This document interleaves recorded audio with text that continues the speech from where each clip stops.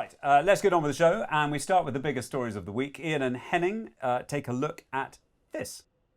Matt Hancock literally in hot water, trying to wash his hands of it. That's an emergency flight from Turkey, possibly bringing equipment to there. They're just testing. Yeah, there is the doc from earlier.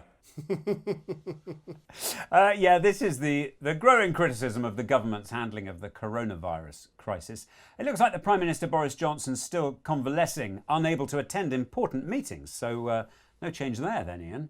No, I mean, that was the shock news at the weekend, that he'd missed 5 of these important Cobra meetings and had been too concerned with, Brexit and reshuffling the cabinet and his impending marriage. I mean, he did have a lot on in February, and so there wasn't really time to organise the country in the face of this pandemic. So, yeah, that hasn't gone so well.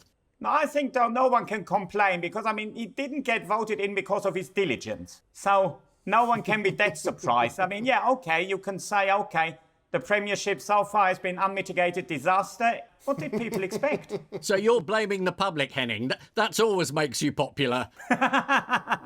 Although there was one crucial decision he was involved in back in March, which was to keep Britain out of talks with the EU to bulk buy protective gear at the beginning of the crisis. That's according to the most senior Foreign Office civil servant, Sir Simon MacDonald, who told us Commons Select Committee this was not a communication error, it was a political decision.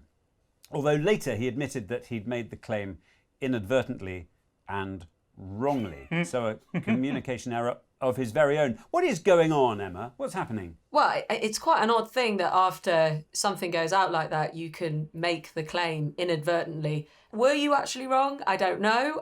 It now just looks quite odd that he said with full confidence to a select committee one thing, and then afterwards it wasn't the case. But the thing that they've been very lucky about with that particular situation is no one who signed up to it on time has yet to receive a containment. So what they can now say is, well, look, it didn't make any difference anyway. Do you not think that everybody's been just looking at old episodes of Yes Minister, in which in the first 5 minutes the civil servant says something that's clearly true, and then the minister tells him that it isn't true after all, and then he remembers that it isn't true at all?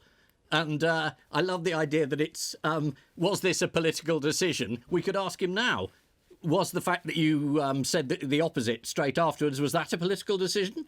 Michael Gove's performance was fantastic because he's essentially being asked, is the Prime Minister trustworthy? And Gove has spent the last couple of years telling us he isn't. That's why he ran against him. So he had to sit there and say, I can't imagine why any of this would be believed. Well, we can. Health Secretary Matt Hancock has also been criticised for failing to provide essential equipment for NHS staff.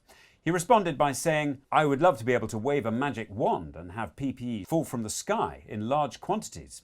Well, if they haven't locked the doors properly on that flight from Turkey, you may be in luck. There was a thought, though, that ministers in a report this week in the Telegraph were hanging Matt Hancock out to dry, obviously unnamed ministers. Yes, there was a big promise about testing. We were going to have 100,000 tests a day, but so far we haven't done that. We've been something like 18,000, is that right, Emma? But in the first PMQs, Dominic Raab committed to meeting that target. So, it's only a few days' time, we'll find out. Thoughts inevitably are now turning towards unlocking the lockdown. The Mail reported that the government are considering a traffic light system. Any idea how that might work, Paul? Yes, red followed by yellow followed by green.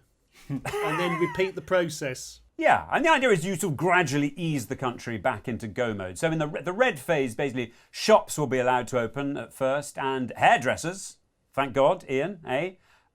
Then in the next amber phase, the schools might open. They're talking about May the 25th as a provisional opening date for those. And then finally, the green phase is when the pubs will open. Here it is, as the Sun's report. Pubs shut till Christmas. Oh, don't worry if you were worried about keeping up with the death toll. They've got that covered as well.